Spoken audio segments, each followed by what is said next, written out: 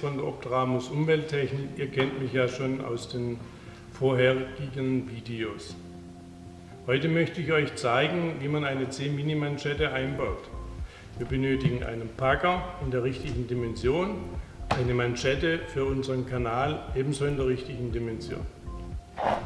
Zuerst prüfen wir auf dem Typenschild, ob wir die richtige Manschette für den richtigen Kanal haben. Hier auf dem Typenschild befindet sich ein QR-Code.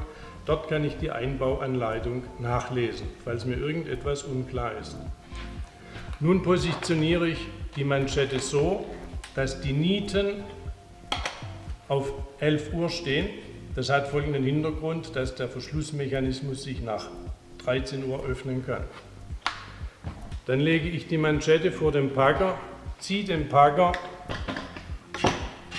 durch die Manschette mittig, stelle meinen Drahtsatz an der vorderen Seite auf 400 mm ein, mittels eines Rastbolzen, der dort angebracht ist, und befülle nun meinen Packer mit einem Befülldruck, einem Montagedruck von maximal 0,5 bar, je nach Packer.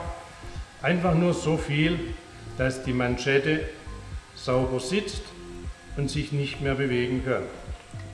Haben wir nun schon erreicht und nun fahren wir die Manschette samt Packer in unseren Kanal und sanieren die Schadstellen.